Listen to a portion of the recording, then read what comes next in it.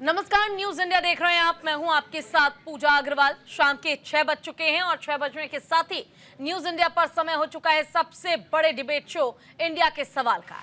झारखंड विधानसभा चुनाव का प्रचार जोरों पर है। प्रधानमंत्री नरेंद्र मोदी ने आज गढ़वा और चाईबासा में चुनावी रैली की। पीएम मोदी ने रैली में बांग्लादेशी घुसपैठियों का मुद्दा जोरों शोरों से उठाया। उन्होंने कहा कि जेएमएम कांग्रेस आरजेडी की तुष्टीकरण की राजनीति के कारण झारखंड में बाहरी लोगों की घुसपैठ में तेजी से इजाफा हुआ है और यह आदिवासी समाज और देश की सुरक्षा के लिए बहुत बड़ा खतरा है। झारखंड में आयोजित अपनी पहली चुनावी रैली में पीएम मोदी ने यह भी कहा कि झारखंड में तुष्टीकरण की राजनीति अपने चरम पर पहुंच चुकी है। अगर ये सब चलता रहा तो राज्य में आदिवासी समाज का दायरा बिल्कुल सिकुड़ जाएगा। साथ ही पीएम मोदी ने जेएमएम पर हमला बोलते हुए कहा कि झारखंड में गठबंधन नेताओं की ओर से किए जा रहे घोटाले अब एक उद्योग का रूप ले चुका है और भ्रष्टाचार ने इस राज्य को दीमक की तरह निगल लिया है। साथ ही उन्होंने कहा कि झारखंड में तुष्टीकरण की राजनीति अपने चरम पर पहुंच चुकी है, जहां जेएमएम की अगुवाई वाला गठबंधन बांग्लादेशी घुसपैठियों का समर्थन करने में व्यस्त है। वहीं जेएमएम, कांग्रेस और आरजेडी ने तुष्टीकरण की नीति को चरम पर पहुंचा दिया है और ये तीनों राज्य सामाजिक ताना बाना तोड़ने और अदामत के हुकूमत में लगे हुए हैं। वहीं इस दौरान पीएम मोदी ने आदिवासी आबादी के कम होने की आशंका जताते हुए कहा कि अगर ये सब जारी रहा तो झारखंड में आदिवासी आबादी कम होती जाएगी। ये आदिवासी समाज और देश के लिए बहुत बड़ा खतरा है। आज हमारे इस खास कार्यक्रम में इसी विषय पर करेंगे चर्चा, जिसके लिए गेस्ट का एक बड़ा पैनल हमारे साथ होगा। लेकिन उससे पहले आपको एक छोटी सी रिपोर्ट दिखाते हैं, कहीं मत जाइएगा, पहले रिपोर्ट देखिए। झारखंड का रण विजय प्रण, मोदी की हुंकार करारा प्रहार, जेएमएम के भ्रष्टाचार पर मोदी का वार, घुसपैठ पर शोर, बीजेपी का जोर, एक देश एक विधान, यूसीसी पर क्यों संग्राम। झारखंड के 81 सीटों पर 2 चरण में विधानसभा चुनाव होने हैं। इसके लिए लड़ाई तेज हो गई है।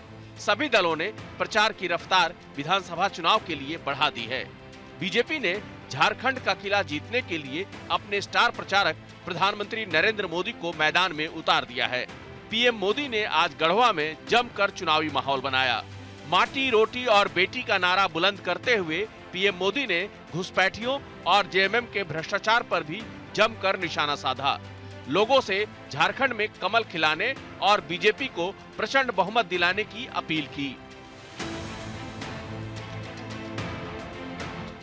इसलिए मैं गढ़वा से पूरे झारखंड के भाई बहनों से आग्रह करूंगा, भाजपा के, आजसू के, जेडीयू और एलजेपी के उम्मीदवार जहां जहां है उनको भारी मतों से विजयी बनाएं। हमें मिलकर झारखंड को विकास के उस सफर पर ले जाना है जो पूर्वी भारत के विकास को तेजी देगी। पीएम मोदी ने चुनावी रैली में युवाओं को साधने की भरपूर कोशिश की और युवाओं के बहाने विपक्ष पर जमकर हमला बोला और कहा कि झारखंड के युवाओं में टैलेंट की कमी नहीं है। साथ ही पीएम मोदी ने परिवारवाद, भ्रष्टाचार, घुसपैठ और आदिवासियों के मुद्दे पर हेमंत सोरेन सरकार पर जमकर प्रहार किया। खासकर झारखंड की सरकार में पिछले 5 साल में क्या क्या हुआ, उन घोटालों के लिए कौन कौन लोग जिम्मेदार हैं, इसे लेकर पीएम मोदी ने काफी कुछ कहा। साथियों, जेएमएम, कांग्रेस, आरजेडी ने तुष्टीकरण की नीति को चरम पर पहुंचा दिया है। ये तीनों दल सामाजिक ताना बाना तोड़ने पर आमाद है।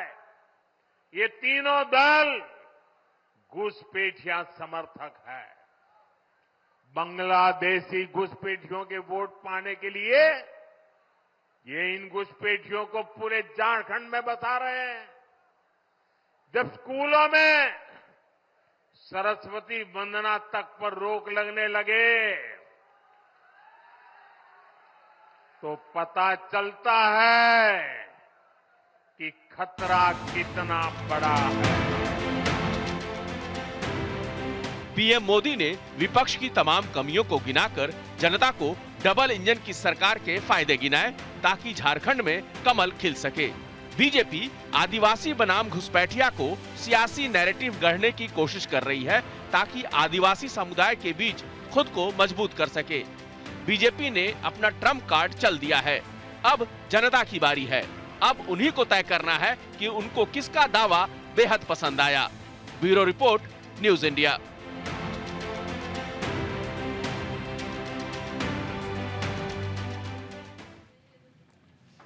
चले तो हमारे साथ गेस्ट का एक बड़ा पैनल जुड़ा हुआ है। एक बार उनका तारुफ आपसे करा देती हूँ। ऋषभ तिवारी हमारे साथ जुड़े हुए हैं, प्रवक्ता हैं बीजेपी के। साथ ही हमारे साथ ज्योति कुमार सिंह जुड़े हुए हैं, प्रवक्ता हैं कांग्रेस के। फजील अहमद जी मुस्लिम स्कॉलर हैं। हमारे साथ मौजूद है डॉक्टर कुमार रामकृष्ण, राजनीतिक विश्लेषक है। और साथ ही डॉक्टर तनुज खत्री, प्रवक्ता हैं जेएमएम के। आप सभी का सबसे पहले बहुत बहुत स्वागत है न्यूज इंडिया पर। और शुरुआत में आपके साथ करना चाहूंगी तनुज खत्री जी।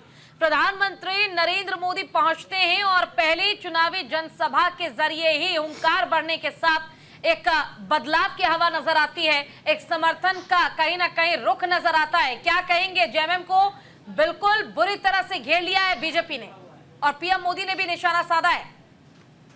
देखिए, प्रधानमंत्री जी जब जब झारखंड आते हैं तब तब वो समाज को बांटने की बात करते हैं। और ये जो यूसीसी की बात कर रहे हैं भारतीय जनता पार्टी के लोग, इनको बताना चाहिए कि झारखंड की विधानसभा ने आदिवासी सरना धर्म कोड की मांग की थी। झारखंड की विधानसभा ने एसटी एससी ओबीसी आरक्षण को बढ़ाने का प्रस्ताव भेजा था। झारखंड की विधानसभा ने यहाँ के जल जंगल जमीन की रक्षा करने की बात कही थी, लेकिन उस पर इनका कोई जवाब नहीं आता है। यहाँ एक ही कानून चलेगा, यहाँ पे सीएनटी, एसपीटी और पेशा कानून चलेगा। कोई एनआरसी और यूसीसी नहीं चलने वाला है झारखंड में। झारखंड के आदिवासियों को ये कहते हैं कि हम बाहर रखेंगे, यानी कि आपका प्लानिंग था पहले अंदर रखने का, तो ये डराने की कोशिश कर रहे हैं क्या? झारखंड के आदिवासियों ने लोकसभा की 5 सीटों पर इनको माकूल जवाब देने का काम किया है। नरेंद्र मोदी जी स्वयं जितने मतों से नहीं जीते, उससे ज्यादा मतों से इंडिया गठबंधन के प्रत्याशी जीते। ये ताबूत पर आखिरी कील होने जा रहा है ये दौरा, और झारखंड से भारतीय जनता पार्टी का पूरी तरह से सफाया करने जा रही है झारखंड की जनता हेमंत सोरेन जी के नेतृत्व में। भारतीय जनता पार्टी के पास कोई मुद्दा नहीं है, कोई नेता नहीं है झारखंड के अंदर में जो सीधे टक्कर ले पाए। इनके पास प्रत्याशी नहीं था। लास्ट मोमेंट में इन्होंने हेमंत सोरेन जी के खिलाफ प्रत्याशी उतारा। और अगर इनको यूसीसी लागू करना है तो जाइए पहले बिहार में कीजिए, आसाम में कीजिए, बंगाल में कीजिए। बिहार में क्यों नहीं करते हैं? कहां गए गिरिराज सिंह जो त्रिशूल लेकर के घूम रहे थे, यात्रा कर रहे थे, जो ये बताते हैं किशनगंज को, अररिया को, पूर्णिया को करके दिखाइए बिहार में। झारखंड को आप क्या समझते हैं? हलवा है क्या? झारखंड की जनता जवाब देने जा रही है। ऋषभ तिवारी जी हमारे साथ जुड़े हुए हैं, प्रवक्ता हैं बीजेपी के। ऋषभ जी, क्या कहेंगे? झारखंड की जनता आपको जवाब देगी? धर्म, जाति, तुष्टीकरण, चाहे किन्हीं शब्दों का इस्तेमाल कीजिए, लेकिन झारखंड में तो जीतेगी जेएमएम ही। क्या कहेंगे आप? रोटी माटी बेटी की पुकार, झारखंड में फिर से भाजपा की सरकार। और ये नारा झारखंड की एक एक जनमानस का है। मैं खुद झारखंड से आता हूं और झारखंड के संथाल परगना से आता हूं, और उस संथाल परगना से आता हूं जहां घुसपैठियों ने वर्चस्व बढ़ा रखा है। सबसे पहला विषय, आपने कितने भ्रष्टाचार सुने होंगे, भू माफिया सुना होगा, वित्त घोटाले सुने होंगे, अनेक घोटाला आपने सुना होगा। आपने कभी उमर घोटाला सुना है? अरे इन्होंने उम्र तक को नहीं छोड़ा। मुख्यमंत्री जी जो 5 साल पहले 42 के थे, आज वो जब पर्चा भरते हैं तो 49 के नजर आते हैं। तो 7 साल का घोटाला, 5 साल में वो 7 साल के हो गए। इतना बड़ा भ्रष्टाचार की उम्र को नहीं छोड़ा। और सबसे महत्वपूर्ण विषय, बेशक झारखंड आज पूछ रहा है, झारखंड का युवा पूछ रहा है, जिन वादों को आप कर आए थे, आपने कहा था पलामू को, हजारीबाग को उप राजधानी बनाएंगे, बनाए क्या? आपने कहा था रांची में मेट्रो रेल लेकर आएंगे, लाए क्या? हाँ, एक बेरोजगारी अपने अपने परिवार की जरूरत दूर कर दी, बसंत सोरेन को विधायकी लड़ाकर, विधायक को मंत्री बनाकर, अपनी वाइफ कल्पना सोरेन को विधायकी लड़ाकर, विधायक बनाकर, शिबू सोरेन जी को राज्यसभा में भेजकर अपने परिवार की बेरोजगारी आपने बिल्कुल दूर की है। झारखंड का युवा पुलिसकर्मी, होमगार्ड जो वहां पे लाठियां बरसाते रहे, आपके इशारे पे प्रशासन काम करते रही, उस पे ये जवाब देने के लायक नहीं बचे हैं। और आदिवासियों के हित की बात करते हैं। जनजाति गौरव दिवस किसने दिया? हमने दिया। और शिबू सोरेन जी जो लड़ाई लड़ते आए, गुरुजी उनको कहा जाता है, जब वो लड़ाई लड़ते थे, झारखंड की मांग करते थे, किससे करते थे? किसकी सरकार थी? कांग्रेस की। किसके विरुद्ध उन्होंने आवाज उठाई? कांग्रेस के। किसने दिया झारखंड? भाजपा के नेतृत्व वाली सरकार ने दिया झारखंड। और झारखंड को संवारेंगे हम ही, और झारखंड का उत्थान भी हम ही करेंगे। और बड़ी दिक्कत है इनको यूसीसी से, आखिर हो क्यों ना, चाहे पाकुड़ के अंदर हो, चाहे राजमहल के अंदर हो, चाहे साहेबगंज के अंदर हो, जिस तरीके से बंगाल गवर्नमेंट के तालमेल के साथ, अंदरूनी साठगांठ के साथ जिस तरह कन्वर्जन किया जा रहा है, और इरफान अंसारी जो उनके जामताड़ा के विधायक हैं, जिस तरह साइबर क्राइम के लोगों को संरक्षण दे रहे हैं, उन मुद्दों पे तो ये बात नहीं करेंगे और आदिवासी के ठेकेदार बन बैठे हैं। चिंता मत कीजिए, अपनी जमानत बचाने की तैयारी कीजिए। पूर्ण बहुमत से भाजपा आ रही है, कोई शक नहीं हमें। चलिए, ज्योति कुमार सिंह जी हमारे साथ जुड़े हुए हैं, कांग्रेस के प्रवक्ता हैं। ज्योति कुमार जी, जब पीएम मोदी रैली के लिए, जनसभा के लिए पहुंचे, तो उस दौरान उन्होंने साफ शब्दों में कहा ये गठबंधन नहीं, ये घुसपैठियों का बंधन है और इसमें लगातार भ्रष्टाचार हो रहा है। पहले कांग्रेस पर प्रहार किया, फिर कहा कि जेएमएम ने जो कांग्रेस के साथ हाथ मिलाया हुआ है, जनता बखूबी जानती है और इसका जवाब इस बार चुनाव में देगी। परिणाम बिल्कुल विपरीत होंगे और बीजेपी के पक्ष में परिणाम आएंगे। क्या कहेंगे उन्हें? देखिए पूजा जी, जैसा कि आपने बात शुरुआत, इको हो रही है, जरा इसको ठीक करवाइएगा आप जी। इको हो रहा है, आप ठीक करवाएं स्टूडियो से जी। आपने बात, आपने इको हो रही है, आप थोड़ा स्टूडियो से आवाज को ठीक कराएं। कोशिश कर रहे हैं पूजा जी। आपने हाँ। बात की शुरुआत की प्रधानमंत्री के भाषण से, गढ़वा के भाषण से आपने शुरुआत की। प्रधानमंत्री घुसपैठिए के बारे में काफी चिंता व्यक्त किया उन्होंने और आरोप भी लगाया उन्होंने। क्या प्रधानमंत्री इसका जवाब देंगे कि ये बॉर्डर सिक्योरिटी का ये किसकी जिम्मेदारी है? इनकी बॉर्डर सिक्योरिटी फोर्स क्या कर रही है? इनकी सेंट्रल एजेंसियां क्या कर रही है? अगर ये बात ये कहते हैं तो ये तो सवाल ये खुद अपने आप पर उठाते हैं। अगर ये सवाल है तो आप उसको ठीक क्यों नहीं करते हैं? इस मतलब है कि आप जानबूझकर, अगर घुसपैठियां हो रही है तो आप जानबूझकर करवा रहे हैं और राज्य के सरकारों पर यह आरोप थोप रहे हैं। एक बात तो यह हुई, आज जब प्रधानमंत्री वोट मांग रहे थे तो वो फिर से सपने दिखा रहे थे। वहां की जनता पूछती है कि आप ये बताएं, नॉन बायोलॉजिकल प्रधानमंत्री जी, कि कोरबा लोहरदगा रेलवे लाइन का क्या हुआ? चतरा गया रेलवे लाइन का क्या हुआ? जो आप 2022 में रेल मंत्रालय ने उसको मंजूरी दे दी और अभी तक आप उस पर काम नहीं होने दे रहे हैं। 2014 में आपने रेलवे लाइन की बात की थी, हाँ। क्या हुआ उसका? उनसे पूछा जाएगा वोट देने से पहले। लोग वहां सोचेंगे कि प्रधानमंत्री जी जो कोडरवा में मेडिकल कॉलेज खोलने की बात की थी, क्या हुआ उसका? क्या खुला हुआ? उन्होंने इंजीनियरिंग कॉलेज खोलने की बात की थी, क्या हुआ खुला? यानी तो कह सकते हैं साफ तौर पर कि चाहिए। वादे तमाम किए गए, मैनिफेस्टो में वादे कर दिए जाते हैं, लेकिन बाद में उन वादों को पूरा नहीं किया जाता और आखिरकार सारा जो आरोप है वो कांग्रेस पर मढ़ दिया जाता है। फजील जी, आपके पास आना चाहूंगी। देखिए, तुष्टीकरण एक शब्द है जिसका इस्तेमाल बार बार गढ़वा में जनसभा के दौरान पीएम मोदी ने किया है। अब तुष्टीकरण के जरिए आप भी बेहतर समझ रहे हैं कि इशारा किस ओर है, आप क्या कहेंगे? क्या वाकई जो हर बार बिन कहे धर्म की राजनीति की जाती है या फिर जाति की राजनीति की जाती है, देखिए राज्य को समझ के वहां मुद्दा कौन सा उठाना है ये बीजेपी बखूबी जानती है, तो इसको लेकर क्या कहेंगे? देखिए पूजा जी, मुद्दे उठाना बखूबी, इससे तो देश का भला नहीं होगा ना। देश कैसे आगे जाएगा? दो तीन बातें अभी तक प्रवक्ता के बीच में आ गई। एक तो सरना कोड बिल पूरे देश के आदिवासी समाज की मांग है, जनगणना नहीं करा रहे, इसी डर से जनगणना नहीं करा रहे कि हम देश के आदिवासी समाज को क्या मुंह दिखाएंगे, क्योंकि उनका कालम अलग, जनगणना में अलग कालम मांग रहे हो, कह रहे कि हम हिंदू नहीं है, हमारा कालम अलग कर दीजिए, हम सरना है। नंबर एक बात। दूसरी बात उन्होंने कहा, अभी कांग्रेस के प्रवक्ता कह रहे थे, बहुत अच्छी बात है कि घुसपैठिया को रोकना तो राज्य सरकार की जिम्मेदारी है कि केंद्र सरकार की जिम्मेदारी है। और सबसे बड़े घुसपैठिया शेख हसीना को तो बांग्लादेश को यहीं बुला के रखे हैं, जिसे पूरी दुनिया ने लेने से मना कर दिया। वो बांग्लादेशी नहीं है। आप गुड़ खाएं, गुलगुल्ला से परहेज। आप सबसे बड़े घुसपैठिया शेख हसीना को भारत में लाके जगह दिए हैं। पूरा भारत नहीं चाहता है कि वो भारत में रहे। शेख हसीना के समय में वहां मंदिर पे आग लगाई गई, हिंदुओं पर अत्याचार हुए, कभी भी वो भारत की हितैषी नहीं रही। लेकिन सबसे बड़ी घुसपैठिया शेख हसीना को भारत में ला के रख रहे। तीसरी बात, यूसीसी की जब उत्तराखंड के अंदर भाजपा की सरकार है, वहां यूसीसी बिल आया, वहां आदिवासियों को क्यों बाहर कर दिया गया उससे? अगर इतना अच्छा यूसीसी है तो हर अच्छी चीज से आदिवासी को बाहर क्यों कर दिया जाता है? आदिवासी को आपने बाहर करके यूसीसी वहां पास करवा दिया। जब आदिवासी को बाहर कर दिए, सिख समाज को बाहर कर दिए, फिर यूसीसी रहा कहां? फिर वो तो बीजेपी का हो गया।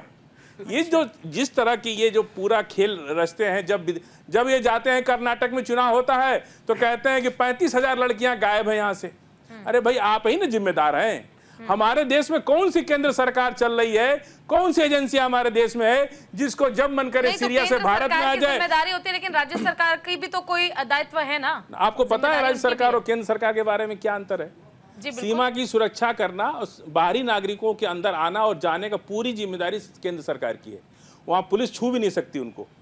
कोई देख रहा है अगर पुलिस, तो वो छू भी नहीं सकता जब तक बॉर्डर सिक्योरिटी फोर्स और दूसरे डेपुटेड अफसर और एजेंसियां ना उस पर कार्रवाई करें। और जिस तरह से अभी बांग्लादेश के अंदर हमला हुआ हिंदुओं पे, एक भी हिंदू आ पाया भारत में? फिर ये कौन सी नीति है कि रोहिंग्या आ सकता है, बांग्लादेशी आ सकता है, तो बांग्लादेशी हिंदू क्यों नहीं आ रहा अंदर? क्यों नहीं उसको बुला ले रहे आप? क्या ये राजनीति चल रहा है? अंदर कुछ, बाहर कुछ, उत्तर प्रदेश में कुछ, झारखंड में कुछ, कर्नाटक में कुछ, मध्य वहां आंध्र प्रदेश, हैदराबाद में जाते हैं, सुन लीजिए, हैदराबाद में जाते हैं तो मुसलमान बन जाते हैं, दुबई में जाते हैं तो मुसलमान बन जाते हैं, कहीं आदिवासी बन जाते हैं, कहीं हिंदू बन जाते हैं। और तुष्टीकरण पे एक बात रह गई, सुनिए, तुष्टीकरण पे बात रह गई। अभी 28 लाख दीप जला है ना अयोध्या में, तो सरकारी पैसे से न खर्च हो रहा है। आप जाके राम मंदिर का उद्घाटन किए, वो तुष्टीकरण नहीं है। आप किसका तुष्टीकरण कर रहे हैं? आप किसका तुष्टीकरण कर रहे हैं? ठीक है, डॉक्टर कुमार राम कृष्ण जी हमारे साथ जुड़े हुए हैं, राजनीतिक विश्लेषक है। कुमार राम जी, आपने सबका जो पक्ष है वो सुन लिया। अब 81 सीटों पर जो विधानसभा चुनाव होने हैं, गढ़वा से हुंकार भरी पीएम मोदी ने, आप क्या कहेंगे इस पर? कौन राजनीति कर रहा है और आखिर ये चल क्या रहा है? नहीं, देखिए, पॉलिटिकल प्रवक्ता होने के नाते तो सब लोगों का अपना अपना कर्तव्य है कि अपने पार्टी का पक्ष लेके पक्ष रखे। अनकंफर्टेबल तो हम जैसे लोग हो जाते हैं आपके स्टूडियो में। देखिए, मॉडर्न टाइम में इलेक्शन के कम्प्लेक्स को समझना इतना आसान नहीं है, क्योंकि वोटर जो है पहले से अब ज़्यादा जागरूक हो गया है। कोई पॉलिटिकल पंडित भी इसका नहीं लगा सकता है। आप हरियाणा में देख लीजिए, 5 सीट बीजेपी हार गई और सबसे ज़्यादा विधानसभा में सीट लिए 50, जो आज तक कभी नहीं लाई थी। 14 में भी उसको 46 सीट आया था, और 19 में 40 सीट आया, और इस बार 50 सीट चलाया। तो ये ऐसा इलेक्शन का कम्प्लेक्स हो गया। और दूसरा चीज़ क्या है कि आम जनता जल्दी पत्ते नहीं खोलता है। आप कितना भी कर लीजिए, उसको जहाँ वोट देना है वो अंदर से डिटरमाइंड होता है कि वो कहाँ पे हमको वोट देना है, कहाँ पे नहीं देना है। अब चलिए अब झारखंड के इशू पे। झारखंड और हिमाचल दो ऐसा स्टेट है कि जहाँ का आप हिस्ट्री उठा करके देखेंगे, चूंकि झारखंड तो 2000 में बना और हिमाचल पहले बना था, कि वहाँ पे सरकारें रिपीट नहीं हुई अभी तक। अगर इस बार क्या होता है हम तो नहीं बोल सकते, लेकिन सरकार जल्दी रिपीट नहीं होता है। तीसरा चीज़ ये है कि पिछली बार जब बीजेपी हारी थी, रघुवर दास हालांकि अच्छा काम किए, लेकिन आदिवासी बनाम बाहरी का नारा दे करके, चूंकि रघुवर दास ओरिजिनली झारखंड के नहीं थे, उनका परिवार छत्तीसगढ़ से आकर के सेटल हुआ था यहाँ पे, तो बीजेपी वहाँ पे इलेक्शन हार गई क्योंकि उनका आदिवासी चीफ मिनिस्टर नहीं था। दूसरा, झारखंड का भी रिकॉर्ड है कि 2 sitting chief minister, Shibu Soren भी, रघुवर दास भी हार चुके हैं इलेक्शन। दोनों चीफ मिनिस्टर रहते हुए यहाँ पे इलेक्शन आ रहे हैं। तो आप ये नहीं बोल सकते कि झारखंड में कब होगा, क्या होगा, कैसे होगा। लेकिन आपको ये देखना होगा कि सबसे ज़्यादा जो लड़ाई है झारखंड में वो आदिवासी बेल्ट में है। और चंपई सोरेन के बीजेपी में आने के बाद बीजेपी कितना सीट कन्वर्ट कर पाता है, खास करके जो 13-14 सीट है कोल्हान एरिया में, जहाँ पे कि बीजेपी सबसे वीक माना जाता है, तो देखना पड़ेगा कि बीजेपी वहाँ पे कैसा परफॉर्म कर रही है। दूसरा, परिवारवाद का आरोप बीजेपी दूसरे पे लगाता है, लेकिन ये आरोप झारखंड में बीजेपी के ऊपर भी लग रहा है, क्योंकि पूर्व सीएम के रिश्तेदारों को भी टिकट झारखंड में दिया गया है, चाहे वो जमशेदपुर हो, चाहे मुंडा जी के परिवार को दिया गया हो। तो ये मुद्दा वहाँ भी अंदर ही अंदर चल रहा है। और मुस्लिम माइग्रेशन, जो इलीगल माइग्रेशन हो रहा है झारखंड के अंदर, ये भी मुद्दा चल रहा है। और चाहे प्रवक्ता चाहे जेएमएम के हो, मे भी वो नाराज हो जाए, लेकिन मानिए नहीं मानिए, झारखंड में कहीं न कहीं भ्रष्टाचार का मुद्दा तो है, मुद्दा बन गया हुआ है।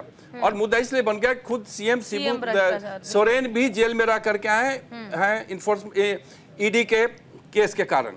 तो ऐसी बात नहीं कि आप कंप्लीटली आप डिनाई कर सकते हैं कि वहां पे भ्रष्टाचार का मुद्दा ना, तो ये सब एक मुद्दा है। लेकिन फिर भी हम ये नहीं बोल सकते कि अभी किस करवट जाएगा ऊंट, क्योंकि वहां मेन लड़ाई आदिवासी वोट के ऊपर है। जिस तरफ आदिवासी वोट जाएगा उस तरफ सरकार बनेगी। और एक और चीज है कि खास करके आप देखें कि हेमंत बिस्वा शर्मा काफी टाइम दे रहे हैं वहां पे। हमको लगता है कि असम छोड़ करके आजकल झारखंड में ज्यादातर बैठे हुए हैं। तो ये देखना पड़ेगा कि आने वाला भी 2-4 दिन में इलेक्शन कैंपेन क्या होता है और कौन सा पार्टी कौन सा मुद्दा बनाने में सफल है। भ्रष्टाचार मुद्दा बनता है, इलीगल माइग्रेशन मुद्दा बनता है, आदिवासी बनाम अदर मुद्दा बनता है। तो इसके ऊपर डिपेंड करेगा कि अगला 2-4 दिन में किस तरफ जो है वो इलेक्शन का रुख जो है वो मुड़ेगा। चलिए ठीक है, आप सभी हमारे साथ बने रहिए और आगे भी ये चर्चा जारी रहेगी। वक्त यहाँ पर एक छोटे से ब्रेक का है, जल्द लौटेंगे। और ब्रेक के बाद फिर से स्वागत आप सभी का। झारखंड में विधानसभा चुनाव से पहले आखिर 81 सीटों का समीकरण क्या कहता है और गढ़वा से चुनावी हुंकार पीएम मोदी की किस ओर लेकर जाएगी हवा को, इसी पर चर्चा लगातार जारी है। हमारे गेस्ट हमारे साथ जुड़े हुए हैं, एक बार उनका रुख कर लेते हैं। ऋषभ जी, आपके पास आना चाहूंगी। और आप अभी कुछ देर पहले सवाल भी करना चाह रहे थे और मुस्कुरा भी काफी रहे थे। तमाम जवाब सुनने के बाद मैं चाहूंगी कि आप कहिए।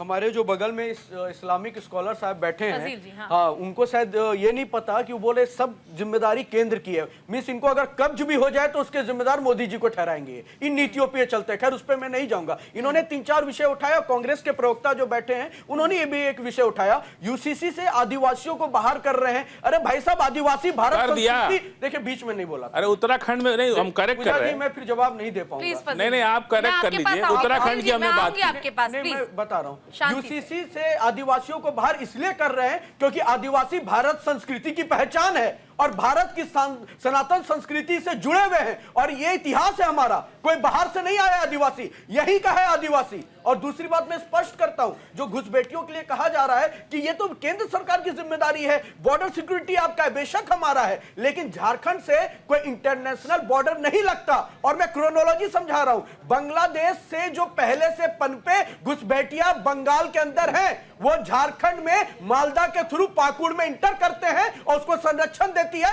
वहां की दोनों प्रदेश की स्टेट गवर्नमेंट और उनके पुलिस। और वो रह के जनसंख्या बढ़ाकर वहां कन्वर्जन कर रहे हैं। उस कन्वर्जन रेट में जब वृद्धि हुई है तब जाके मामला उठना शुरू हुआ है। तो पहले पढ़ लें कि इशू क्या है, विषय क्या है। और दूसरी सरना कोड की जो बात कर रहे हैं, सरना कोड किनके लिए सर पता भी है आपको? सरना कोड उरांव समाज के लिए, अधिकतर जो कोल्हान के अंदर आता है उन लोगों का डिमांड है। आदिवासी के अगर आप जम्मू कश्मीर में चल जाएंगे वहां भी ट्राइबल्स है, वो सरना कोड को नहीं मानते हैं। नॉर्थ ईस्ट में जाएंगे वहां भी ट्राइबल्स है, वो ईसाई है। तो आप आदिवासियों को सरना कोड के नाम पे बांटने का काम कर रहे हैं। मिस आप बांटने की राजनीति कर रहे हैं। पहले सरना कोड की गंभीरता को समझे। और तीसरी सबसे इंपॉर्टेंट विषय, ये सारी बातें घुमाएंगे लेकिन ये नहीं बताएंगे कि आपने जो वादे किए थे। झारखंड मुक्ति मोर्चा के प्रवक्ता से सीधा सवाल पूछता हूं, आपने जो वादे किए थे 5 लाख रोजगार का, क्योंकि झारखंड आज विषय है, उसका क्या रहा? आपने जो वादे किए थे कि हम झारखंड के आदिवासियों को स्किल ट्रेनिंग देंगे, झारक्राफ्ट के माध्यम से संशोधित करके सेंटर्स बनाएंगे, उसका क्या रहा? लेकिन आपके खुद के मुख्यमंत्री और उनके निजी सलाहकार बरहेट से जो आते हैं सीधा घोटाले में पकड़े जाके आज जेल में बंद है। भ्रष्टाचार की नींव अगर किसी ने रखा है तो झारखंड मुक्ति मोर्चा ने रखा है। बोलने में कोई संकोच नहीं आ रहा। आपके ही भाभी जी है ना, सीता सोरेन जी, इतना अमर्यादित बयान देते इरफान अंसारी, उस पर शब्द नहीं बोलते। इतना राजनीतिक प्रेम, इतना सत्ता सुख प्रेम। भारतीय जनता पार्टी की एक-एक कार्यकर्ता और एक-एक नागरिक आज समझा है कि झारखंड का यह परिवार केवल सत्ता सुख के लिए है और भारतीय जनता पार्टी सेवा भाव से काम करने जानती है और उसी के अंतर्गत काम करने वाली है। बताइए तनुज जी, आपसे सीधा जवाब पूछा गया। मेरा नंबर है, मेरा नाम लिए वो। उन्होंने तनुज जी से मेरा नाम के लिया, प्रवक्ता फजील से अहमद सवाल बोले पूछा है वो। उन्होंने। मुस्लिम स्कॉलर बोले फजील अहमद। इसलिए मुझे जवाब देना जरूरी है। मैं आऊंगी आपके पास, आऊंगी। खत्री जी, देखिए, इनकी कौन इनको जवाब देगा? जिसको जानकारी नहीं है कि झारखंड में किसकी कहाँ आबादी है, क्या है। सरना कोड पूरे भारत के आदिवासियों नहीं, की वादों मांग को लेकर सवाल पूछा गया है कि जो नौकरी देने का या स्किल डेवलपमेंट का बोलने दिया, मेरे बीच में बोल रही हैं आप। कराइए डिबेट, तब आपको कराना है तो। अभी भाजपा जब बोल रही थी तो एक बार भी टोका नहीं, मैंने बोलना मैं शुरू तो किया आपको खत्री जी, आप चिल्ला क्यों रहे हैं? मैं तो बस आपको सवाल बता रही हूँ जो उन्होंने सवाल पूछा है, ताकि आप बेहतर जवाब दे पाए। पहले करिए। अगर आप आए हैं, अगर आप पहली बार डिबेट पे तो बैठे नहीं है, इससे पहले भी बैठे होंगे ना, तो आपको मालूम होगा कि क्रॉस क्वेश्चन किए जाते तो आपको जवाब देना होगा। अगर आप समझा नहीं सकते, नहीं तो आपको जवाब, तो अगर आपको समझना नहीं है और आपको समझ में आती है अगर चीजें, जो बुला करके रखा है भाजपा से, उनको समझाओ। बीच में बोल रहे हैं। एक तो आप लोग 10 बार रिक्वेस्ट करते हैं कि हमारे चैनल पर बैठ जाइए। आपको नहीं बैठना है, आपको नहीं बैठना है तो आप जा सकते हैं। नहीं, ऐसे किसी का अपमान नहीं कर सकते। नहीं तो वो अपमान हमारे चैनल का कर रहे हैं। ऐसे नहीं हो सकता, ये नहीं, वो चैनल तरीका का ठीक अपमान कर रहे हैं। चैनल का अपमान करने का अधिकार किसी गेस्ट को ये नहीं है। तरीका पूजा जी ठीक नहीं है। नहीं, ये एक तो तरीका आपसे बिल्कुल सीनियर ठीक भी है। है। नहीं, ये ठीक नहीं है। ये तरीका वो बिल्कुल एक ठीक है। सीनियर चैनल भी का है, अपमान करने का अधिकार किसी आपसे गेस्ट उम्र को में भी नहीं बड़े है, हैं, हमें भी नहीं है। ये हमें भी नहीं है। नहीं पूजा जी, फजील ये यहाँ बैठा हुआ किसी को भी अच्छा नहीं लग रहा है जो आप। मैंने एक सवाल पूछा था उनसे, सवाल ठीक है, का कोई जवाब बात नहीं, मांगा था। आप मैंने ना उनको गलत बोला ना चैनल को करके बोलने का आगे बढ़ा अधिकार उनका है। कर रहे हैं, वो भड़क रहे हैं, उनके पास जवान फ्रस्ट्रेशन में। नहीं, कोई फ्रस्ट्रेशन नहीं उनको। आप किसी का अपमान नहीं कर सकते ना। भ्रष्टाचार, सीता सोरेन का अपमान किया नहीं। चलिए मैं बोलता हूँ, छोड़िए। मैं बोलता हूँ। देखिए, बात भ्रष्टाचार की हो रही है। ये तो बहुत अच्छी बात इन्होंने कह दिया कि यूसीसी में आदिवासी नहीं रहेगा। क्लियर हो गई, हमको तो कोई दिक्कत नहीं है। यूसीसी आवे ना आवे, हमारे जब आदिवासी को आप नहीं रख रहे, सिख समाज को नहीं रख रहे। नंबर एक बात, भ्रष्टाचार की बात कर रहे हैं। 5 लाख उत्तर प्रदेश में आयुष्मान योजना में फर्जी कार्ड पकड़े गए हैं। किसी की गिरफ्तारी हुई? वहाँ ईडी सीबीआई गया? नहीं गया। 48 लाख थाली, सुन लीजिए, 48 लाख थाली का घोटाला मध्य प्रदेश में हो गया है, जो वहाँ चलता है। भोजन फ्री भोजन दिया जाता है। 48 लाख थाली का, और ये सब सरकारी एजेंसियों ने घोटाला राजपास किया है। कोई एक की गिरफ्तारी हुई? गया ईडी सीबीआई। 250 करोड़ में 1 किलोमीटर सड़क नितिन गडकरी ने बनाया है एक्सप्रेसवे पर, द्वारका एक्सप्रेसवे पर। 250 करोड़ में 1 किलोमीटर। सीएजी ने ऑब्जेक्शन किया इस पर। आज तक कोई एक जांच हुई? कोई कोई सीबीआई गई? कोई ईडी गया? और हेमंत सोरेन, जबरदस्ती आप किसी को जेल भेज देंगे, ये भी तो आदिवासी का सम्मान की बात है कि आप किसी को अपराधी कहकर जेल भेज दीजिए। सिर्फ देखिए, दबाव बनाया था, सिर्फ हेमंत सोरेन पर दबाव बनाया था कि आप बीजेपी की सरकार में रहो। ऑपरेशन लोटस चलाया था, लेकिन जब उसमें कामयाब नहीं हुए तो उनको जेल भेज करके डरवाया गया, धमकाया गया, और उनको दबाव बनाया गया कि आप जेल भेज करके। फैजिल साहब, सेना का जमीन हड़पा था और ऑन रिकॉर्ड है, और रांची के सजा हो गई उनको। अपने ही ये तो आपका आरोप है ना जी। अभी अदालत में केस चल रहा है ना। नहीं, 250 करोड़ रुपया में 1 किलोमीटर नितिन गडकरी सड़क बनाया, उसकी जांच करेंगे। आरोप लगाया भारतीय जनता पार्टी का सिंबल। उत्तर प्रदेश में 5 लाख आयुष्मान योजना घोटाला हुआ है, उसकी जांच करेंगे। 48 लाख, सुन लीजिए, आप नहीं बोलेंगे आप उनको, यही मैं भी कह रहा हूँ। वो बीच में बोल रहे हैं ना, आप उनको नहीं टोक रही हैं। 48 लाख थाली का घोटाला मध्य प्रदेश में हो गया। वहां सीबीआई ईडी गई कोई? और एक आदिवासी पूरे देश में, एक आदिवासी मुख्यमंत्री है, वो भी इनको बर्दाश्त नहीं हो रहा है। ये तो अछूत समझते हैं। ये तो कहते हैं कि दलित आदिवासी अछूत है, उसको प्रधानमंत्री बनने की क्या जरूरत है, उसको मुख्यमंत्री बनने की क्या जरूरत है? घर से डायरेक्ट? अरे वो तो कह रहे हैं कि आदिवासी हमारा झाड़ू लगाए, हमारे खेतों में गोबर फेंके, उसको मुख्यमंत्री बनने की क्या जरूरत है? ये भाजपा के लोग कह रहे हैं। और इसीलिए मुख्यमंत्री आदिवासी है। इसीलिए मैं कह रहा हूँ कि एक आदिवासी समाज का व्यक्ति वो भाजपा ही है, वो आदिवासी नहीं है। जिसका आप नाम ले रहे हैं वो भाजपा ही है, आदिवासी नहीं है। आदिवासी है वो। विष्णुदेव साहब भाजपा ही है। अच्छा, हेमंत सोरेन ठेकेदार हो गए आदिवासी? बिल्कुल ठेकेदार है वो। पूरे देश के शिबू सोरेन, पूरे देश का आदिवासी उनको अपना नेता मानता है। पूरे देश का आदिवासी उनको अपना नेता मानता है। आप क्या बात कर रहे हैं? कभी भी आदिवासी से आपको नफरत होती है। समझेगी नहीं। आप कह रहे बनवासी क्या, वो भारतीय है? बनवासी क्या होता है? वो सब भारतीय है। जो सुख सुविधा आपको मिल रही है वही सुख सुविधा उनको मिलनी चाहिए। अरे पहली बार आदि जनजाति के लिए किसी ने सोचा, जो पहाड़िया समाज है, नरेंद्र मोदी जी ने बरहेट में जाकर हेमंत सोरेन जी के कॉन्स्टिट्यूएंसी में जाकर योजना देकर आए। पढ़ के बैठिए। अरे दे के मुंह से देने से होता है क्या? 15 लाख क्या हुआ? 15 लाख आ गया, 15 लाख नौकरी मिल गई। अगर मैं आज 15 लाख आ गया खाता में सबके, 2 करोड़ नौकरी मिल गई सबको। क्या भाजपा के मैनिफेस्टो में 15 लाख गडकरी ने 250 करोड़ में 1 किलोमीटर सड़क बनाई है, जेल चले गए। आप जवाब दीजिए। आयुष्मान योजना 5 लाख का आयुष्मान योजना, जेल चले गए लोग। 48 लाख सीएम मध्य प्रदेश ने 48 लाख खाली का घोटाला कर दिया, 48 लाख खाली का घोटाला कर दिया। गई सीबीआई वहां पे, गया ईडी वहां पे। देखिए आपको चिल्लाना जब आपका 70,000 करोड़ अजीत पवार मध्य प्रदेश मुझे लगता है ये आरोप खत्म नहीं होंगे फसील जी। अजीत पवार का भ्रष्टाचार नहीं दिखा आपको। ठीक है ज्योति कुमार सिंह जी प्रवक्ता है कांग्रेस के हमारे साथ जुड़े हुए हैं। आपके माध्यम से एक क्वेश्चन पूछिए, 15 लाख किस मैनिफेस्टो में लिखा था? अगर लिखा था मैं आज से राजनीति से इस्तीफा आप कह दीजिए कि हम नहीं, आप मना कर दीजिए ना कि हम नहीं देंगे, हम नहीं देंगे किसी को, मना कर दीजिए। नहीं दिए 10 साल तो हो गया, लोग इंतजार में बैठे हैं। ज्योति कुमार जी, अंतर कलह की बातें भी सामने आ रही है, आरजेडी से नाराजगी, कांग्रेस की आपस में अंतर कलह चल रही है जेएमएम के साथ, और ऐसे में अभी हाल फिलहाल में जेल से बाहर निकले हैं हेमंत सोरेन और अब उनकी उम्र को लेकर भी बवाल हो गया है, और कहीं ना कहीं जेल में गए तो अब पब्लिक भी जानती है बखूबी की भ्रष्टाचार का आरोप अगर लगाए तो किन्हीं कारणों से लगा ही होगा। अब इस अंतर कलह को कैसे खत्म करेंगे जब अंतर कलह खत्म होगी ही नहीं? इंडिया गठबंधन बाहर से देखने में एकदम एक साथ नजर आती है लेकिन अंदर सब कुछ टूटा हुआ है, बिखरा हुआ है। पूजा जी, आपने बहुत ही दुरुस्त बात सवाल उठाया है आपने, जो लोगों को समझ में आएगी, और ये सीधा डायरेक्ट समझ में आएगी जो आपने सवाल उठाया है।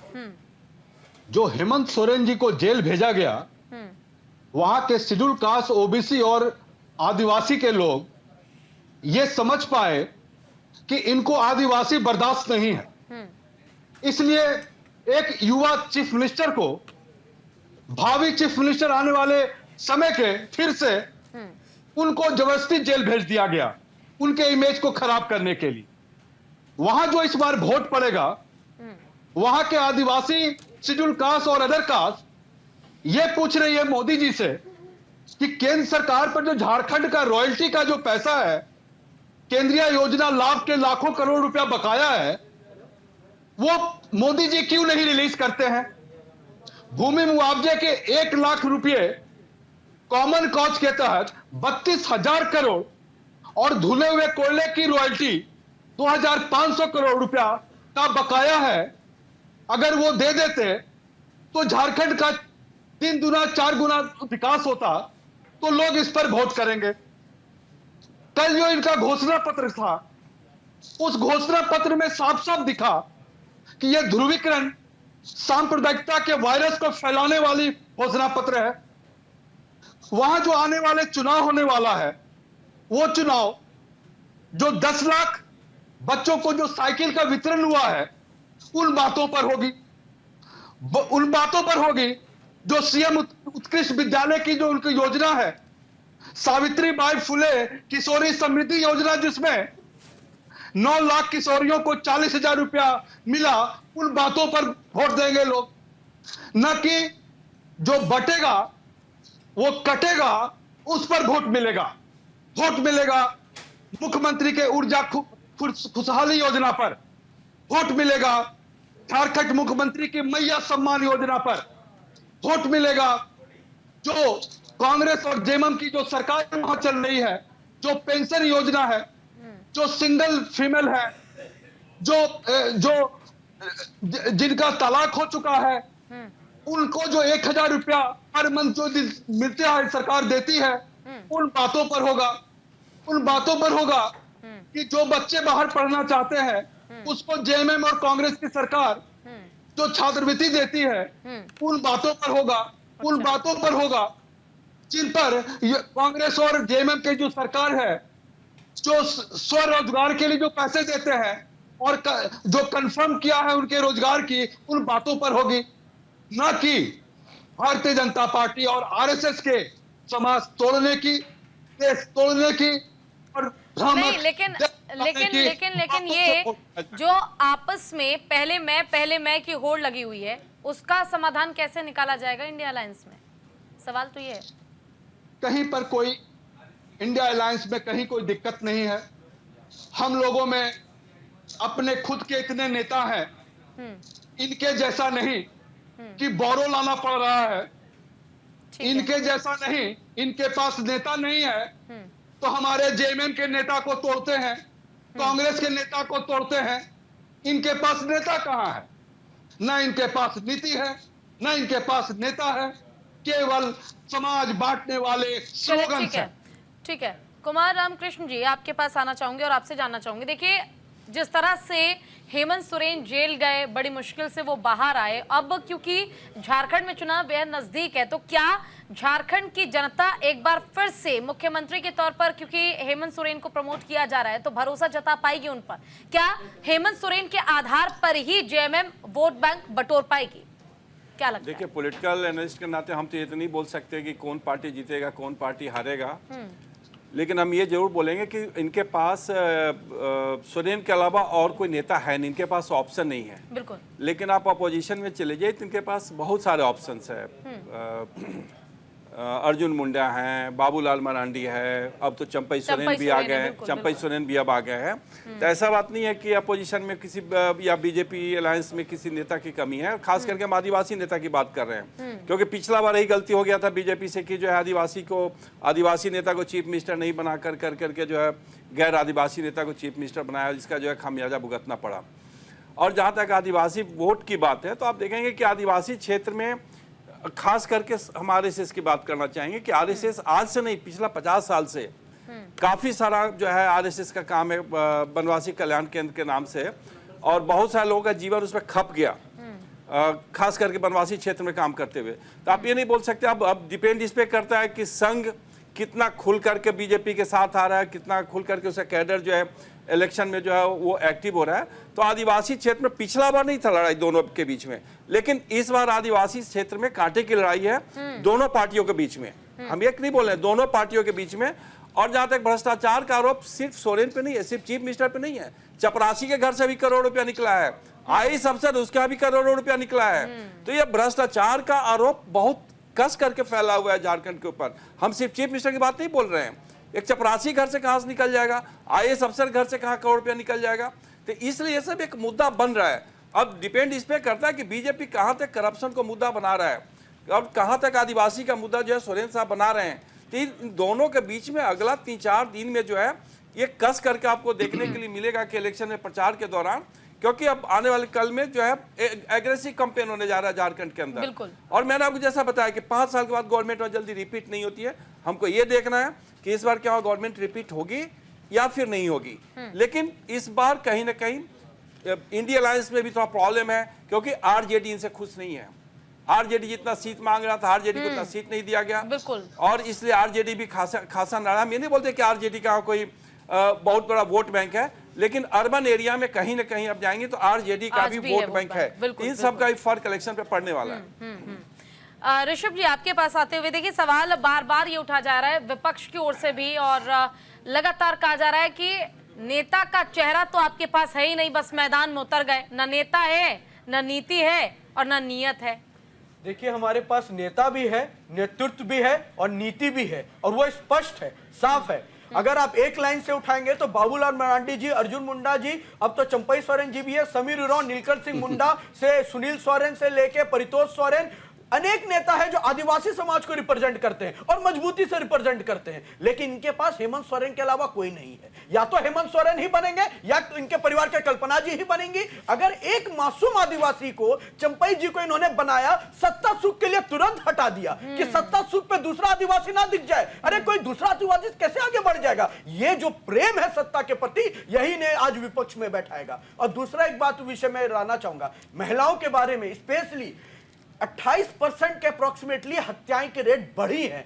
45%, 42 से 45% के अप्रोक्सीमेटली बलात्कार के केसेस बढ़े हैं, और वो आदिवासी हैं जिनके साथ ऐसी हत्याएं होती है। इनके ही हेमंत सोरेन के कॉन्स्टिट्यूएंसी में बकायदा थाना की महिला रूपा तिर्की का सरेआम हत्या हो जाता है, कोई सुनवाई नहीं होती है। दुमका में अंकिता हत्याकांड हुआ रहता है, बेटी तिल तिल कर मरती रहती है, और उस समय हेमंत सोरेन जी अपने विधायकों लेकर रिसोर्ट पार्टी करते नजर आते हैं। तो ये सारे मुद्दे झारखंड की जनता भूली नहीं है। युवा का मुद्दा बहुत इंपॉर्टेंट है। अभी हाल में विधानसभा घेरा हुआ था, लाठियां मुझ पे भी बरसी थी। मैं भी दिल्ली से गया था प्रदर्शन में और लाठियां खा के आपके सामने आज बैठा हूं। यह बोला गया था कि चल जाओ, प्रदर्शन नहीं चलेगा, और वहां की प्रशासन, हालांकि उनकी अपनी मजबूरी थी, उनके ऊपर ऑर्डर था, मैं उनको गलत नहीं बोलूंगा, लेकिन जिस प्रशासन को आपने स्थान करने का बात किया था, परमानेंट करने का बात किया था, आपने उन पे भी लाठियां चलवाई। भाजपा कार्यकर्ता तो लाठी डंडा आपातकाल खाकर आपके सामने खड़ा है, हमने तो आपातकाल भी देखा है, लेकिन वो सुरक्षाकर्मी जो आपके राज्य की रक्षा करते हैं, उन पे आपने मोराबादी ग्राउंड में लाठियां बरसाई, आंसू गैस छोड़े,